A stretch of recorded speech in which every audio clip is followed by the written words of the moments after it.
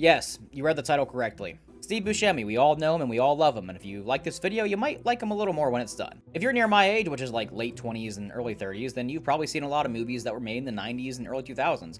From cameos to main characters, Steve Buscemi's been in a lot of films that many of us know and love. However, you're probably asking yourself right now, how the f does this relate to a good D&D villain? Well, I'm glad you asked. You see, Steve Buscemi would make a great villain for your next D&D campaign, and for us to understand why, we need to travel back in time. In 1995, the ever-so-famous Billy Madison came out, which is an Adam Sandler movie about a mid-20-year-olds having to go through all the grades of school again with 2-week intervals between each grade, but that's kind of irrelevant. What's important is the cameo that Steve Buscemi played in that movie. At one point in the movie, Adam Sandler calls all the kids that he was a bully to when he was in school and apologizes for all their wrongdoings, and one of those kids that he called was Steve Buscemi. And when Steve answered the phone, he was fine with it. He said it was okay, and they were just letting bygones be bygones, but it's what Steve did after the phone call that's important. After Billy Madison, Adam Sandler, hung up the phone, you could see the camera zoom out on Steve Buscemi as he crosses Adam Sandler's name, which is Billy Madison in the movie, off of a hit list, therefore solidifying his D&D archetype as an assassin rogue.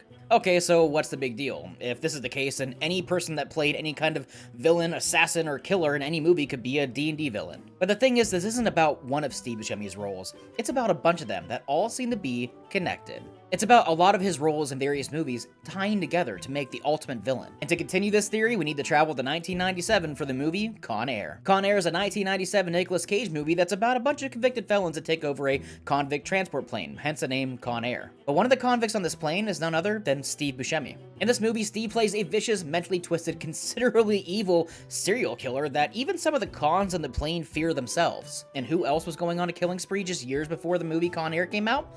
Steve Buscemi in 1995 and Billy Madison. Which means that sometime between 1995 and 1997, Steve Buscemi's character got caught in the act going down his hit list. But the thing is, in the final act of Conair, there's one final thing we see, and that's Steve Buscemi's character in Las Vegas who escaped from the airplane. From here we go to 1998 for the movie Armageddon, where Steve Buscemi works on an oil rig, but claims to his coworkers he's been working there almost all of his life. The thing about this movie, though, is Steve Buscemi is a borderline genius. In the movie, he talks about how smart he is in all of his various degrees of study. This would mean that not only is he a deadly assassin, but also a genius, and he probably did some delving into magical studies, which would explain why the people on the oil rig think that he's worked there for such a long time, because that's nothing that a modified memory spell wouldn't fix. You see, Steve's character could only spend so much time out in the open world and public eye before he got caught again, so what's a better hiding spot than out in the middle of the ocean as an oil rig worker? Now, in Armageddon, the oil rig crew was sent to space to destroy an asteroid that is heading towards Earth. But before the crew takes off into space, they do have some stipulations that they send to the US government before they risk their lives to save the world. A lot of which really include clearing petty crimes or not paying taxes ever again,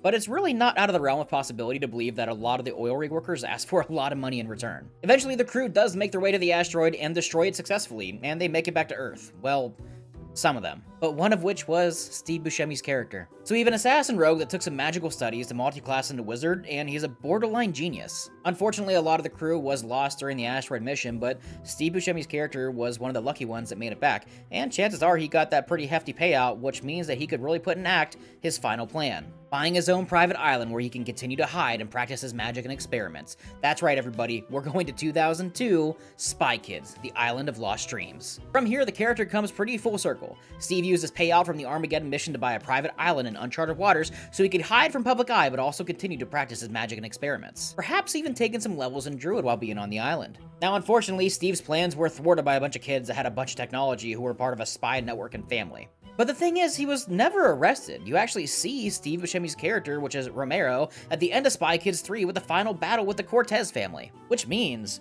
would assassin, wizard, rogue, druid Steve Buscemi have ties with a spy network? I mean, think about it. An assassin, rogue, wizard, druid who's gotten away with tons of crimes and hidden in the shadows ever since, only to go missing for years and end up becoming friends with a network of spies while being able to practice his craft, rituals, and magic without any type of negative eyes on him, allowing him to continue his work until he finally reveals his ultimate plan. But hey, that's for you to decide. If you like this video, make sure you click the like button so I know to do more videos like this, and if you really liked it, you can also subscribe to the channel because that'd be really cool. And maybe if you want to use Steve, the assassin, rogue, wizard, druid as your next BBEG in your next campaign, or maybe just a really strong bad guy for your party to fight, then I may or may not have the stats for it in my Discord.